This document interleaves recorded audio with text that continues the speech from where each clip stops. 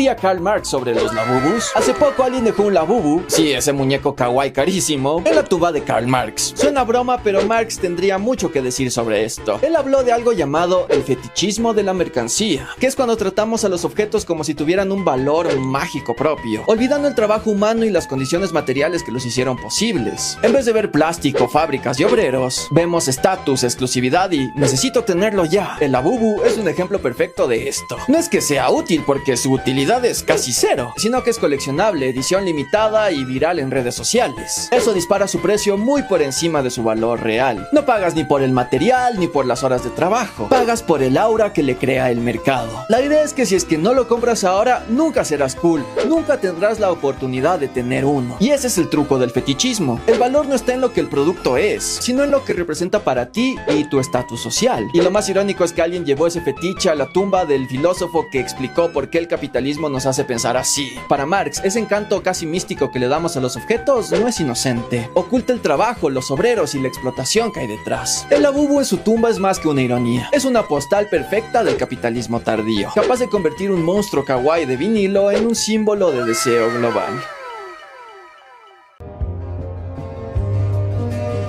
Bienvenidos a Marx y el mundo, un episodio donde exploraremos la vida, las ideas y el legado de Karl Marx, uno de los pensadores más influyentes del siglo XIX. Hoy hablaremos de sus conceptos más importantes, el comunismo, el materialismo dialéctico y las clases sociales. Además, veremos cómo sus ideas siguen presentes en la cultura popular. Bueno, acomódate, porque vamos a descubrir cómo un filósofo alemán cambió la manera en que entendemos la economía, la política y la sociedad. Karl Heinrich Marx nació el 5 de mayo de 1818 en Treveris, Alemania. Estudió Derecho, Historia y Filosofía en las universidades de Bonn y Berlín. Desde joven mostró interés por la política y las injusticias sociales. Durante su vida, Marx trabajó como periodista y escritor. En sus artículos criticaba la desigualdad, la pobreza y la explotación de los trabajadores en el capitalismo industrial. En 1844 conoce a Friedrich Engels, quien se convertiría en su amigo y colaborador. Juntos escribieron el Manifiesto del Partido Comunista en 1848, una de las obras políticas más influyentes de la historia moderna. Marx pasó la mayor parte de su vida en Londres, en condiciones económicas difíciles. Aún así, escribió su obra más importante, El Capital, publicada en 1867. Falleció el 14 de marzo de 1883, dejando un legado que marcó la historia del pensamiento político y social. Ahora bien, vamos a hablar sobre qué es el comunismo. Marx propuso el comunismo como una forma de organización social, donde los medios de producción, como fábricas, tierras y recursos, pertenecen a todos, no a unos pocos. En el comunismo no existen clases sociales, ni la propiedad privada de los medios de producción. La idea es que la riqueza se reparta de acuerdo a las necesidades de cada persona, no según el dinero que tenga. Marx creía que el capitalismo creaba una desigualdad, una minoría dueña de los recursos, la burguesía, explotaba el resto, el proletariado. El comunismo sería el resultado de una revolución donde los trabajadores tomaran el control de la economía. Bueno, aunque sus ideas fueron interpretadas de muchas maneras, Marx soñaba con una sociedad justa, sin explotación ni pobreza. ¿Qué es el materialismo dialéctico? El materialismo dialéctico es la base filosófica del pensamiento de Marx, pero ¿qué significa?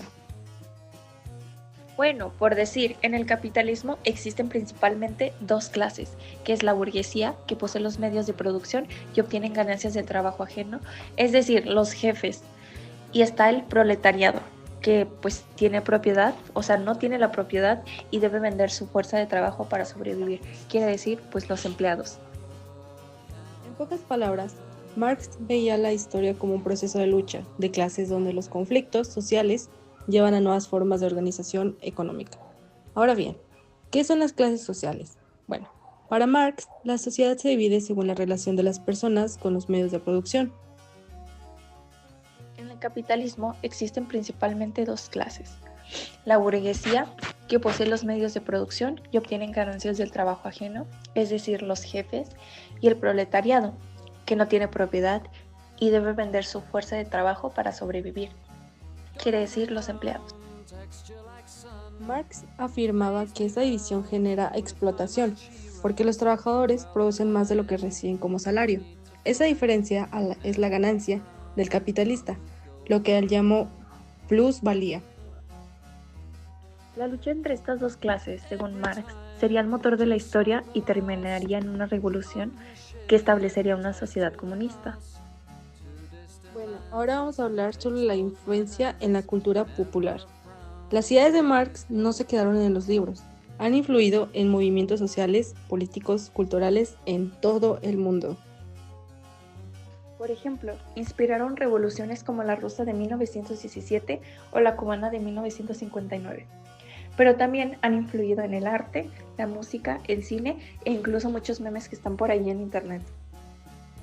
Películas como VD Vendetta o Parasite reflejan la lucha de clases y las desigualdades económicas, temas profundamente marxistas.